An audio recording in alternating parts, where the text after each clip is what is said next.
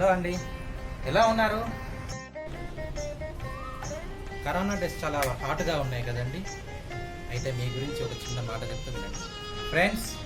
ఈ టైంలోనే మనం ఇంట్లో ఉండాలి, అమ్మా నాన్న చెప్పినట్టు బుద్ధిగా ఉండాలి, ఆటలు పాటలు కాకుండా చక్కగా చదువుకోవాలి. బయటికి వెళ్తే మాస్క్ కంపల్సరీగా ధరించాలి. అందుకే ఇంట్లో ఉందాం, ఇంట్లో సేఫ్గానే ఉందాం. సో ఫ్రెండ్స్, ఈ వీడియో చూసినందుకు, మేము చెప్పింది విన్నందుకు థ్యాంక్ యూ. అందుకే stay home, stay safe. Friends, నేను కూడా మాస్క్ పెట్టుకుంటున్నాను.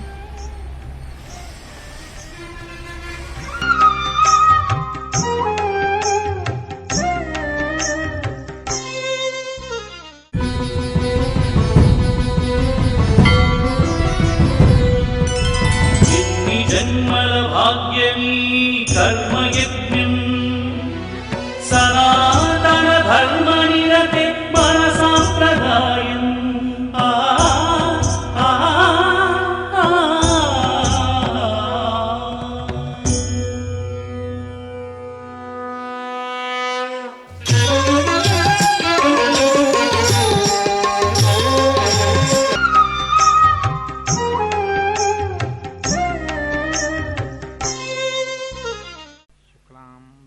విష్ణుం శశివర్ణం చతుర్భుజం ప్రసన్నవదనం ధ్యాయేత్ సర్వవిఘ్నోపశాంతయేత్.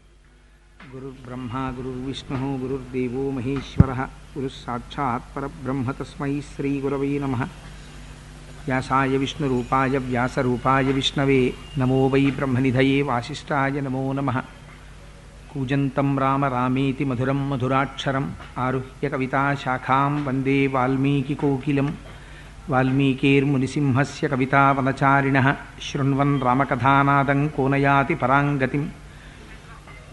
శృతిస్మృతిపురాణానాం ఆలయం కరుణాలయం నమామి భగవత్పాదశంకరం లోకశంకరం. వాగర్ధావివ సంపృక్తౌ వాగర్ధప్రతిపత్తయే జగతః పితరౌ వందే పార్వతీపరమేశ్వరౌ. సూక్తిం సమగ్రయతున స్వయమేవ లక్ష్మీః శ్రీరంగరాజమహిషీ మధురైకటాక్షైః. వైదగ్ధ్యవర్ణగుణగుంభనగౌరవైర్యాం ఖండూలకర్ణకుహరాः కవయోధయంతి. హైమోత్ఫపుండ్రమజహన్మకుటం సునాసం మందస్మితం మకరకుండలచారుగండం. బింబాధరం బహుళదీర్ఘకృపాకటాక్షం శ్రీవేంకటేశముఖమాత్మని సన్నిధత్తాం.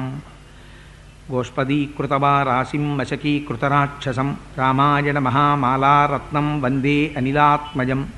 అంజనానందనం వీరం జానకీ శోకనాశనం కపీశమక్షహంతారం వందే లంకాభయంకరం. అమిషీకృతమార్తాండం గోష్పదీకృతసాగరం తృణీకృతదశగ్రీవం ఆంజనేయం నమామ్యహం. ఉల్లంఘ్య సింధోః సలిలం సలీలం యశోకబంధిం జనకాత్మజాయాః. ఆదాయ తేనైవ దదాహ లంకాం నమామి తం ప్రాంజలిరాంజనేయం. ఆంజనేయమతిపాటలాననం కాంచనాద్రికమనీయ విగ్రహం పారిజాతతరుమూలవాసినం భావయామి పవమాననందనం. యత్ర యత్ర రఘునాథకీర్తనం తత్ర తత్ర కృతమస్తకాంజలిం భష్పవారి పరిపూర్ణలోచనం మారుతిం నమత రాక్షసాంతకం. జయచ్చతి బలో రామో లక్ష్మణశ్చ మహాబలః రాజా జైతి సుగ్రీవో రాఘవేణాభిపాలితః. దాసోహం కోసలేంద్రస్య రామస్యాక్లిష్టకర్మణః హనుమాన్ శత్రుసైన్యానాం నిహంతా మారుతాత్మజః. న రావణసహస్రం మే యుద్ధే ప్రతిఫలం భవేత్. శిలాభిస్తు ప్రహరతః పాదపైశ్చ సహస్రశః. అర్దయిత్వా పురీం లంకాం అభివజ్య చ మైథిలీం. సమృద్ధార్థో గమిష్యామి మిషతాం సర్వరక్షసాం. ధర్మాత్మా సత్యసంధశ్చ రామో దాశరథిర్యది. పౌరుషే చ ప్రతిద్వంద్వశరైనం జహిరావిణం.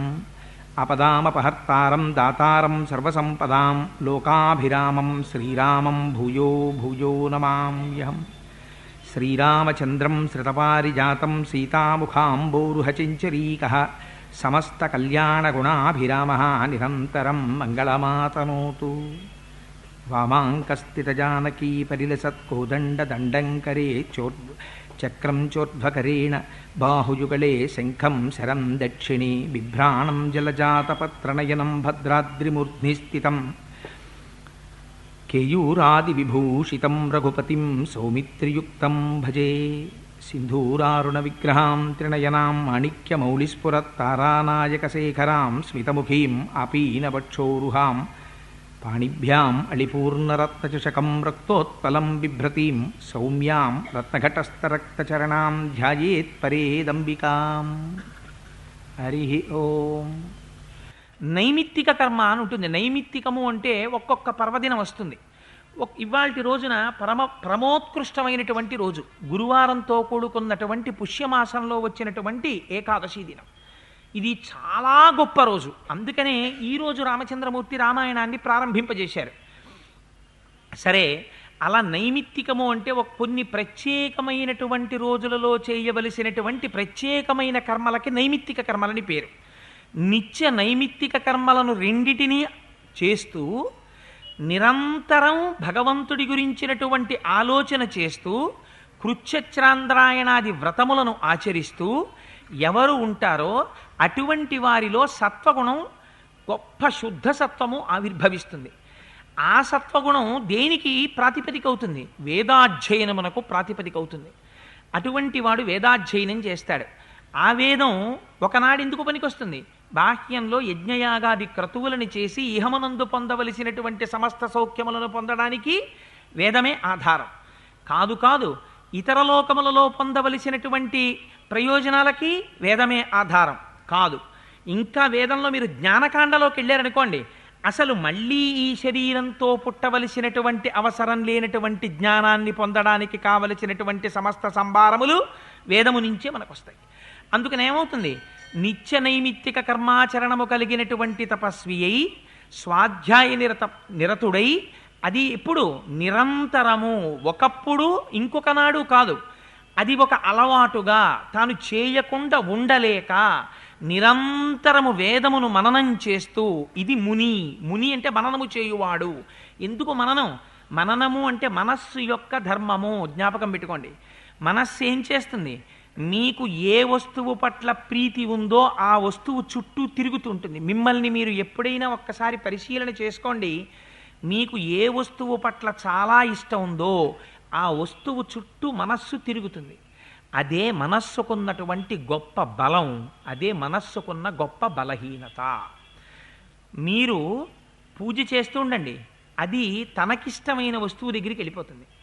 మీరు మనస్సుకి తీసుకెళ్ళి భగవంతుణ్ణి ఆలంబనంగా ఇవ్వడం అలవాటు చేశారనుకోండి, ఇస్తే తపస్సు చెయ్యడం ప్రారంభం చేస్తే ఈ మనస్సు క్రమంగా భగవంతుడి చుట్టూ తిరగడం ప్రారంభం చేస్తుంది. అందుకని ఏమవుతుంది? మననము చేయువాడు ముని, తనంత తాను ఎప్పుడూ మననం చేస్తూ ఉంటాడు. దానికి ఒక ప్రయోజనం ఉంటుందా? ఏం ప్రయోజనం ఉండదు.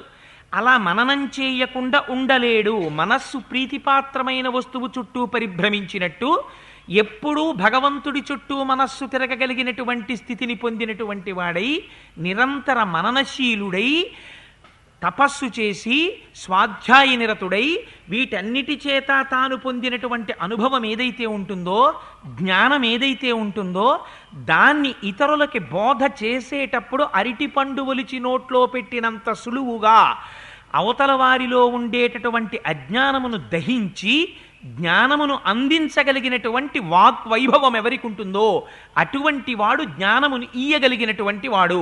వాడెవరు? సాక్షాత్తు గురువు. గుకారస్యంధకారస్యాత్ రుకారస్తన్నిరోధకృత్ అంధకార వినాశిత్వాత్ గురురిత్యభిధీయతే. ఎవరు అంధకారాన్ని పోగొట్టి జ్ఞానం ఇస్తున్నాడో వాడే గురువు. అజ్ఞానం తీసేదొకడు, జ్ఞానం ఇచ్చేదొకడు ప్రపంచంలో ఉండడు. ఎందుకనంటే లైటు వేశామండి చీకటి పోయిందండి అనరు. లైటు ఉంటే చీకటి ఉండదు, చీకటి ఉంటే లైటు లేదు. జ్ఞాపకం పెట్టుకోండి. దీపం ఉన్నది, చీకటి ఉండదు. చీకటి ఉన్నది, దీపము పెట్టలేదు. ఒకటే నిజం. అంచేత అజ్ఞానము పోయినది, మళ్ళీ ఇంకా జ్ఞానం ఒకటి బోధ చేయడం ఏమి ఉండదు. అజ్ఞానం పోవడం అంటే జ్ఞానమే మిగులుతుంది. ఇంకా జ్ఞానము కలిగినది, అజ్ఞానము పోయినది. అందుకని ఏమవుతుంది? ఏ మహాపురుషుడి యొక్క దర్శనం చేత తనలో ఉండేటటువంటి అజ్ఞానము పటాపంచలైపోతుందో అటువంటి గురువుకి నారదుడని పేరు. అందుకని నారం దదాతి ఇది నారదః. ఎవరు జ్ఞానమును ఇస్తాడో ఆయన నారదుడు, ఎవరు అజ్ఞానమును ఖండిస్తాడో ఆయన నారదుడు. అటువంటి నారదుణ్ణి ప్రశ్న వేశారు ఎవరు? వాల్మీకి మహర్షి. అడగడానికి ఈయనకున్న అధికారం ఏమిటి? ముందు తన అధికారం చూసుకోవాలి. ఎప్పుడు పడితే అప్పుడు ఎవరిని పడితే వారిని ప్రశ్న వేయడానికి వీల్లేదు. ముందు తను కొంత అధికారాన్ని పొందాలి. ఆయన తపస్సు చేశాడు, వాల్మీకి అయ్యాడు.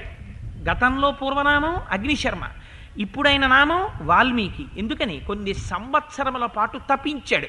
ఇప్పుడు శిష్యుడిగా యోగ్యతని పొందాడు. ఇప్పుడు వెళ్ళి ఎటువంటి ప్రశ్న వేస్తున్నాడు? పరిప్రశ్నేన సేవయా. భగవద్గీతలో చెప్తారు, తద్విద్ధి ప్రణిపాతేన పరిప్రశ్నేన సేవయా. గురువుల దగ్గరికి వెళ్ళి ప్రశ్న వేసేటప్పుడు ఎలా పడితే అలా వెళ్ళి ప్రశ్న వేయడానికి వీల్లేదు. వారి దగ్గరికి వెళ్ళి ప్రణిపాతం చేసి భూమి మీద సాష్టాంగ నమస్కారం చేసి, అయ్యా నేను తెలుసుకోవడానికి అర్హత కలిగిన వాడను అని మీరు అనుకుంటే, మీరు నాకు కృప చెయ్యాలి అని అనుకుంటే, నాకు ఈ విషయంలో ఈ సందేహమును తీర్చవలసినది అని పరిప్రశ్న చెయ్యాలి. అందుకని పరిప్రశ్న చేస్తున్నాడు ఇవాళ వాల్మీకి మహర్షి. దేని గురించి అడుగుతున్నారు? అటువంటి నారద మహర్షి వస్తే ఇతర విషయాల గురించి ఎందుకు ప్రస్తావన చేస్తారు? దేని గురించి తెలుసుకోవాలో దాని గురించి అడుగుతున్నారు. దేని గురించి తెలుసుకుంటారు అటువంటి గురువు వచ్చినప్పుడు? పరబ్రహ్మమును గురించి ప్రశ్న చెయ్యాలి. ఒక గమ్మత్తైనటువంటి ప్రశ్నని ఇవాళ వాల్మీకి మహర్షి అడుగుతున్నారు నారదుణ్ణి. అందుకని వాగ్విదాంవరం, అడిగినటువంటి వాడు అడిగాడు, చెప్పగలిగినటువంటి వాడో గొప్ప సమర్థుడు. తన వాక్కుల చేత అడిగిన ప్రశ్నకి జవాబును చెప్పగలిగినటువంటి సమర్థుడైన వాడు కనుక, శిష్యుడిలో ఉన్నటువంటి సందేహాన్ని పటాపంచలు చేయగలిగినటువంటి వాగ్వైభవం ఉన్నవాడు కనుక, ఆనాడు నారద మహర్షిని వాల్మీకి మహర్షి ఒక ప్రశ్న వేశారు. కోన్వస్మిన్ సాంప్రదంలోకే గుణవాన్ కస్య వీర్యవాన్ ధర్మజ్ఞశ్చ కృతజ్ఞశ్చ సత్యవాక్యో దృఢవ్రతః చారిత్రేణ చ కోయుక్తః సర్వభూతేషు కోహితః విద్వాన్ కః కస్సమర్థశ్చ కస్యైక ప్రియదర్శనః ఆత్మవాన్ కో జితక్రోధో ద్యుతిమాన్ కో ననసూయకః కస్య బిభ్యతి దేవాశ్చ జాత రోషస్య సంయుగే అని అడిగారు. స్వామి, నాకు ఒక్క ప్రశ్న ఉంది, మీరు దానికి కృప చేసి జవాబు ఇవ్వవలసింది అన్నారు. కోన్వస్మిన్ సంప్రదంలోకి. ఎంత గొప్ప మాట అడిగారో చూడండి. 16 గుణములు కలిగినటువంటి ఒక వ్యక్తి తెలియాలి నాకు. ఆ వ్యక్తి ఎప్పుడున్నవాడై ఉండాలి? ఎప్పుడో వామనావతారంలో వామనమూర్తికి ఉందండి, నరసింహావతారంలో నరసింహమూర్తికి ఉందండి, లేకపోతే ఫలానా అవతారంలో ఫలానా వారికి ఉందండి, అది కుదరదు. కోన్వస్మిన్ సంప్రదంలోకే, ఈ లోకములో ఇప్పుడే ఇక్కడే ఈ సమయమునందే ఉన్నవాడై ఉండాలి. నేను చూడడానికి అవకాశం ఉన్నవాడై ఉండాలి. ఈ కాలములో అంటే వాల్మీకి మహర్షి ప్రశ్న వేసినటువంటి సమయంలో ఉన్నటువంటి వ్యక్తి అయి ఉండాలి. కోన్వస్మిన్ సంప్రదంలోకే గుణవాన్, ఆయన గుణములు కలిగినటువంటి వాడై ఉండాలి. కస్య వీర్యవాన్, వీర్యవాన్ అంటే అపారమైనటువంటి పరాక్రమము కలిగినటువంటి వాడై ఉండాలి. ఎటువంటి పరాక్రమం? పరాక్రమం అంటే తనని తాను రక్షించుకుంటూ, శత్రువులు ఎంతమంది లెక్కకి అందనంతమంది శత్రువులు వచ్చి ఎదురు నిలబడినా అందరినీ చీల్చి చెండాడగలిగినటువంటి పరాక్రమము వైభవము ఎవరి దగ్గర ఉంటుందో వాణ్ణి వీర్యవాన్ అని పిలుస్తారు. 14,000 మంది రాక్షసులు ఒక పక్క నిలబడ్డారు, రామచంద్రమూర్తి ఒక్కరు ఒక పక్క నిలబడ్డారు. దాశరథీశతకంలో గోపరాజు గారు అంటారు, బండన భీముడు అర్థజన బాంధవుడు ఉజ్వల బాణతూణ కోదండ కళాప్రచండ భుజతాండవ కీర్తికి రామమూర్తికిన్ రెండవ సాటి దైవమిక లేడనుచున్ గడకట్టి భేరికా డండ డడాండ డాండ నినదంబుల జండము నిండమత్త వేదండము నెక్కి చాటెదను దశరథీ కరుణాపయోనిధి అంటారు. మీరు ఈ ప్రశ్న వేసేటప్పుడు ఒక విషయాన్ని జ్ఞాపకం పెట్టుకోండి. మీ మనస్సులో రామచంద్రమూర్తి భగవానుడు అన్న అభిప్రాయాన్ని కొంచెం సేపు పక్కన పెట్టి ఆలోచించండి. ఆయన అడుగుతున్నది ఒక మనుష్యుడి గురించి అడుగుతున్నారు వాల్మీకి మహర్షి. ఒక మనుష్యుడై ఉండాలి. ఆయన గుణవాన్, గుణములతో కూడినటువంటి వాడై ఉండాలి. వీర్యవాన్, చేతిలో కోదండం పట్టుకోవాలి. శ్రీ మహావిష్ణువు సుదర్శన చక్రాన్ని ప్రయోగించినట్టు అలవోకగా సుదర్శన చక్రాన్ని ప్రయోగించి రాక్షస సంహారం చేసేటటువంటి వాడు కాకూడదు. తాను కూడా అలిసిపోవాలి. తన మీద కూడా బాణములు వచ్చి పడాలి. తన వక్షస్థలమునకు కట్టుకున్నటువంటి కవచము కూడా పిట్లిపోవాలి. తన ఒంటికి బాణములు తగిలి నెత్తురు ఏరుగా పారాలి. అవసరమైతే భూమి మీద పడిపోవాలి. ఇంత జరిగినా లక్ష్య పెట్టకుండా శత్రువుల్ని కొట్టగలగాలి. తన కార్యాన్ని సాధించుకోగలగాలి. చేతిలో కోదండముండగా ఎదురుగుండా ఉన్నటువంటి శత్రువుల సంఖ్యతో నిమిత్తం లేదు. దీపం మీద పడినటువంటి దీపపు పురుగుల్ని కాల్చినటువంటి దీపంలా శత్రువుల్ని తుదముట్టించగలిగినటువంటి అప్రమేయమైనటువంటి పరాక్రమం ఉన్నవాడై ఉండాలి. అటువంటి వాడున్నాడా? ఇది వీర్యవాన్. గుణములున్నవాడున్నాడా? కళ్యాణ గుణములున్నవాడు వీర్యవాన్. కోన్వస్మిన్ సాంప్రదంలోకే గుణవాన్ కస్య వీర్యవాన్ ధర్మజ్ఞశ్చ. అపారమైనటువంటి పరాక్రమం ఉంది, కానీ ధర్మం పాటించాడు. ఎందుకని అదే కాలమునందు రావణాసురుడు ఉన్నాడు.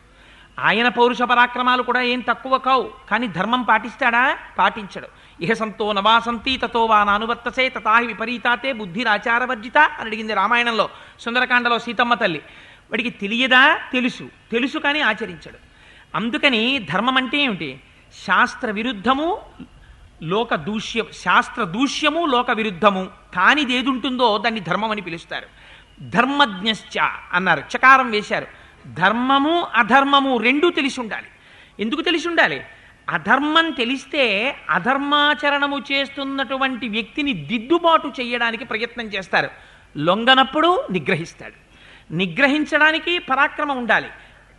ధర్మం యొక్క స్వరూపం తనకి తెలిసి ఉండాలి. అందుకని ధర్మాధర్మముల యొక్క రెండింటి స్వరూపము తెలుసున్నవాడై ఉండాలి.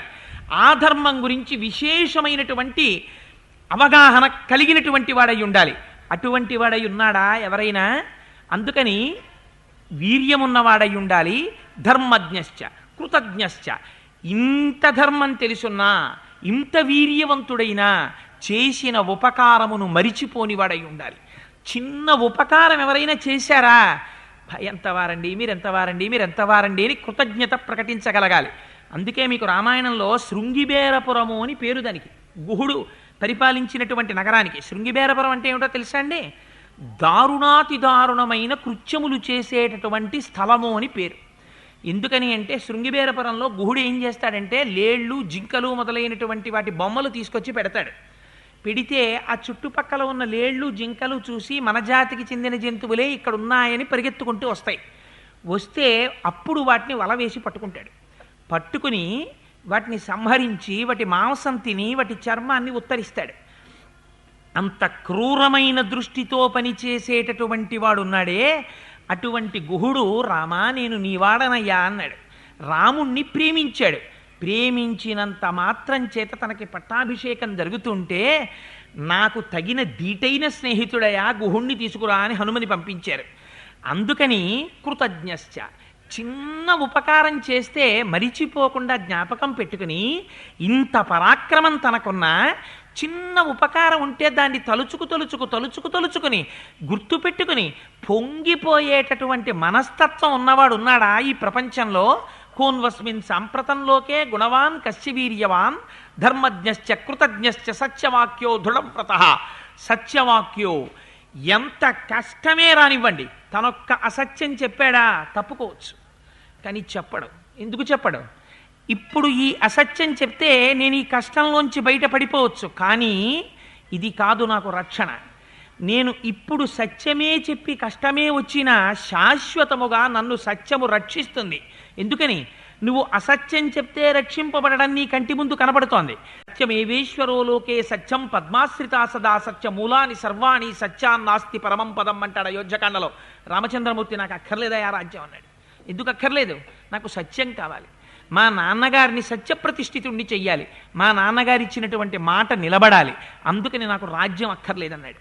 ఎన్ని కష్టాలొచ్చి మీద పడిపోనివ్వండి, ఎన్నడూ అసత్యం పలకలేదు, ఎన్నడూ సత్యాన్ని విడిచిపెట్టలేదు. అటువంటి వాడున్నాడా ప్రపంచంలో?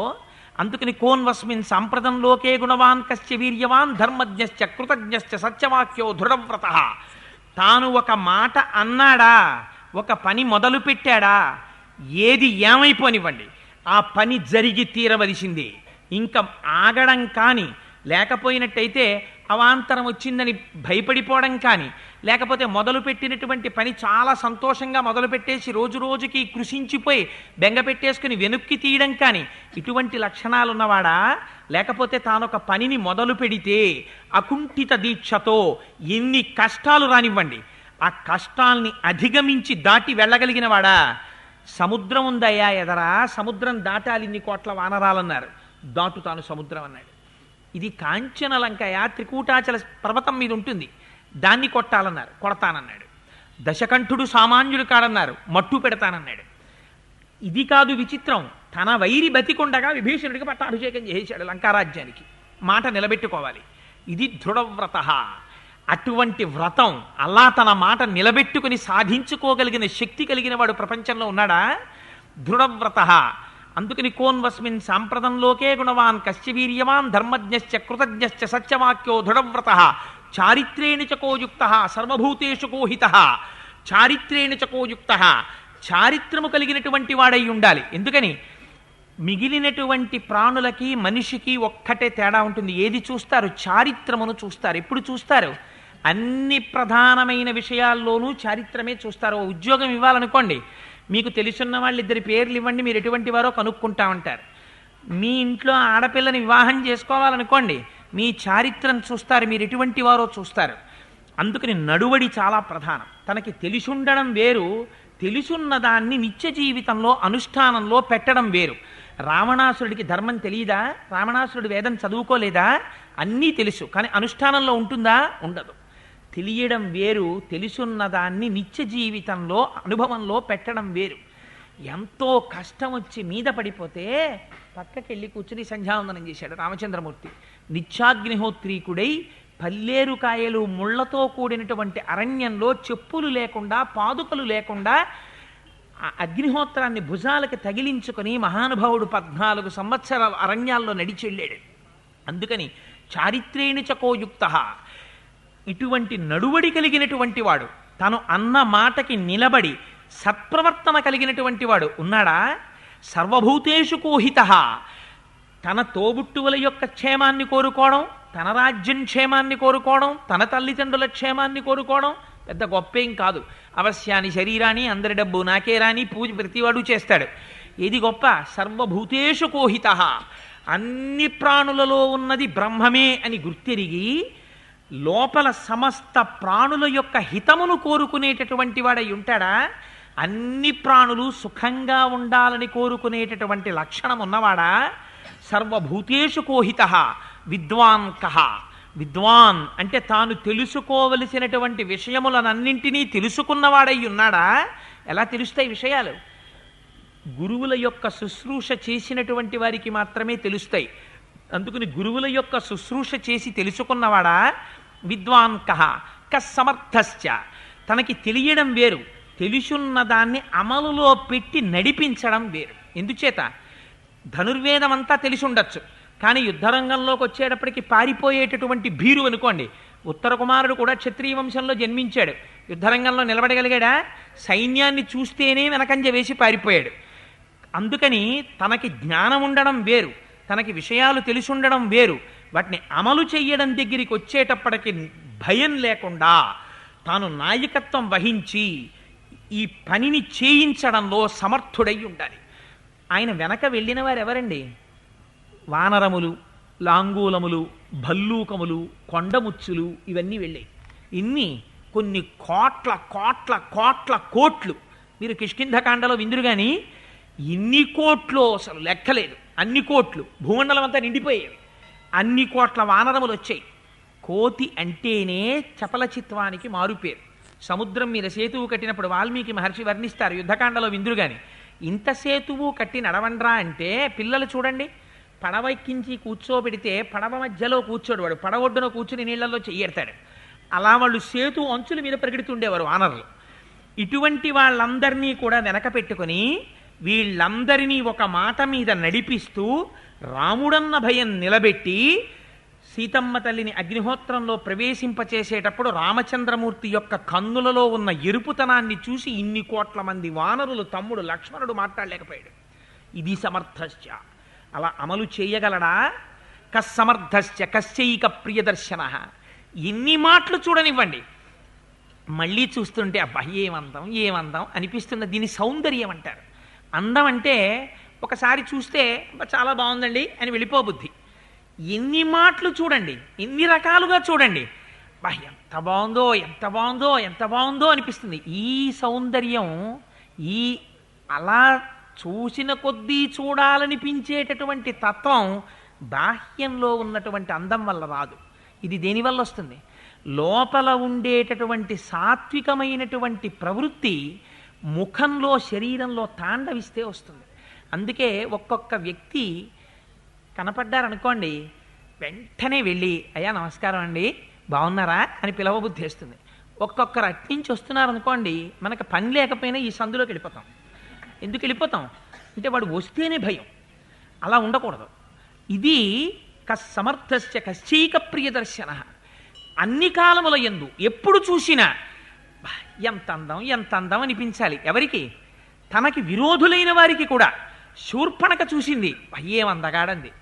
తన భర్త చచ్చిపోయాడు, వాలి చూసింది, తార "ఏం మహానుభావుడు రా" అంది. పక్షులు చూసాయి, "బా, ఏం అందగాడు రా" అన్నాయి.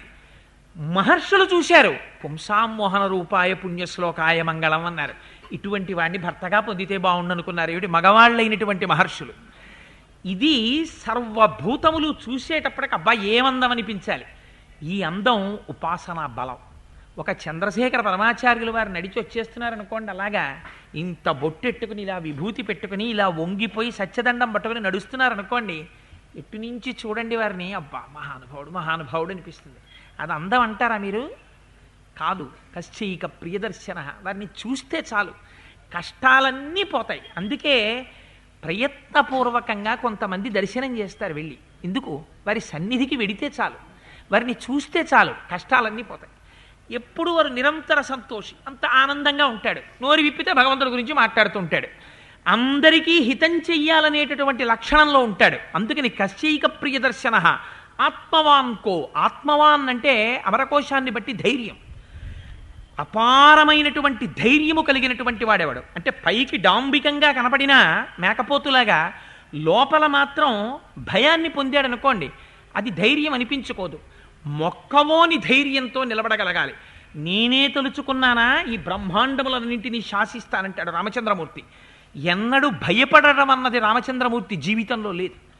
ఇది ధైర్యం. ఆత్మవాన్కో జితక్రోధో. ఇది చాలా కష్టం. అక్కడ వేసినటువంటి మాట చూడండి. మహర్షి ఏం అమాయకంగా అడగలేదు. వాల్మీకి మహర్షి ఎంత గొప్ప గొప్ప మాటలు వేశారో చూడండి. శిష్యుడు గురువుని ప్రశ్న వేస్తే ఎంత అందంగా ప్రశ్న వెయ్యాలో చూపిస్తున్నారు. ఈ ప్రశ్నలోంచి 24,000 శ్లోకాల రామాయణం పుట్టింది. అంటే ఎంత గొప్ప ప్రశ్నో చూడండి. అది జితక్రోధో. ఏం క్రోధో అన్న మాట వాడడం ఎందుకు?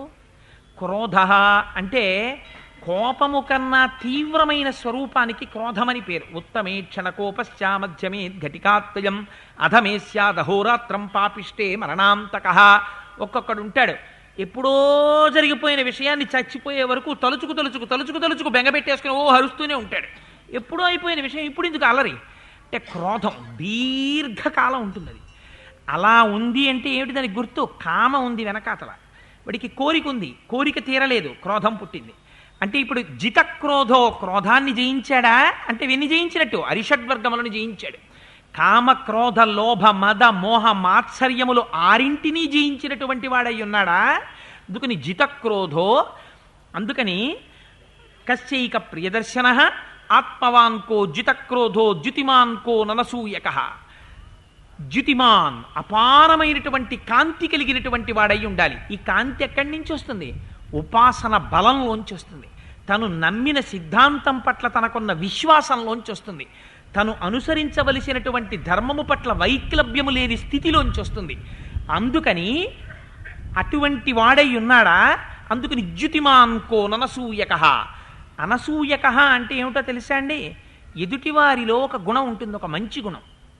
మరి ఆ మంచి గుణాన్ని మంచి గుణంగా స్వీకరించారు. మీకు అనసూయక. రావణాసుడు అసూయకి రావణాసుడు. ఎదుటివారిలో ఎంత మంచి గుణం ఉండనివ్వండి, వాడు వెంటనే ఆ మంచి గుణాన్ని చెడ్డ గుణంగా మార్చి చెప్తాడు. అందుకే జీవితంలో ఒక అలవాటు చేసుకోవాలి. ఎవరి గురించి అయినా మాట్లాడేటప్పుడు మొట్టమొదట వారిలో ఉన్న మంచిని స్మరించి, వారా అండి చాలా మంచివారు అంటం మీరు ప్రారంభం చేసి వారిలో ఉన్న మంచి గురించి మాట్లాడడం మొదలు పెట్టారనుకోండి, అది అలవాటైపోతుంది. అలా క్రమంగా అలవాటైతే మంచిని చూడడం ఒకటే వస్తోందనుకోండి, ప్రశాంతత మీకు దక్కుతుంది. ఎందుకని? చెడుని చూసిన కొద్దీ మీలో క్రోధం వస్తుంది, మీలో ఉద్రేకం వస్తుంది. మంచిని చూసిన కొద్దీ మీరు ప్రశాంతంగా ఉంటారు. ముందు మీ మనస్థితి చక్కబడుతుంది. అందుకని అనసూయక. ఎదుటివారిలో ఉండేటటువంటి గుణాల్ని గుణాలుగా చెప్పకుండా గుణాల్ని దోషాలుగా చెప్తారు కొంతమంది. ఇది అసూయతో కూడినటువంటి వాడి యొక్క లక్షణం. అవతలవాడు చెడిపోడు, ఆయనలో ఉన్న గుణాన్ని అవగుణంగా నువ్వు చెప్తే ఆయనకు వచ్చిన నష్టం లేదు. అలా చెప్తే నువ్వు అసూయాపరుడు అని తెలుస్తుంది. అందుకని అనసూయక కస్య బిభ్యతి దేవాశ్చ జాత రోషస్య సంయుగే. కోపాన్ని గెలిచిన వాడైనా కోపం తెచ్చిపెట్టుకున్నాడు అనుకోండి, నిజంగా నాన్నగారికి కోపం రాలేదు కానీ కోపం తెచ్చిపెట్టుకోకపోతే పిల్లవాడు సక్రమంగా ఉండడని ఆ రోజు నాన్నగారు బుసలు కొడుతూ కూర్చున్నారనుకోండి, కొడుకు లోపలికి వచ్చేటప్పటికి అయ్య బాబోయ్ నాన్నగారు ఏమిటో ఇలా ఉన్నారు అనుకుంటాడు. ఒక్క 10 నిమిషాలు నాన్నగారు కోపంగా మాట్లాడారు అనుకోండి, నిజంగా నాన్నగారికి కోపం ఉందా, ఏమీ లేదు, మళ్ళీ శుభ్రంగా ఆయన వెళ్ళిపోయి తన పూజ గదిలో కూర్చుని రామాయణం తీసుకుని ఆయన హాయిగా చదువుకుంటున్నాడు. ఎందుకు తెచ్చుకున్నాడు కోపం? ఆ కోపం తెచ్చుకున్నంత మాత్రం చేత బిడ్డలు భయపడాలి. ఈ కోపం తెచ్చుకోవడం దేని కొరకు? కోపం తెచ్చుకోవడం సమస్త జగత్తుని చక్కదిద్దడం కొరకు. మంగళాశాసనపరై మదాచార్య పురోగమై సర్వైశ్చ పూర్వైరాచార్యై సత్కృతరాజాస్తు మంగళం. మంగళం కోసలేంద్రాయ మహనీయ గుణాత్మనే చక్రవర్తి తనూజాయ సర్వభౌమాయ మంగళం. ఉమాకాంతాయ కాంతాయ కామితార్థప్రదాయినే శ్రీగిరీశాయ దేవాయ మలినాథాయ మంగళం. కరచరణ కృతం వా కర్మ వాక్కాజం వా శ్రవణనైనజం వా మానసం వాపరాధం విహితం వా సర్వమేత్తక్షమస్వ. శివ శివ కరుణాబ్ధే శ్రీ మహాదేవ శంభో. సర్వం శ్రీ ఉమామహేశ్వర పరబ్రహ్మార్పణమస్తు. స్వస్తి.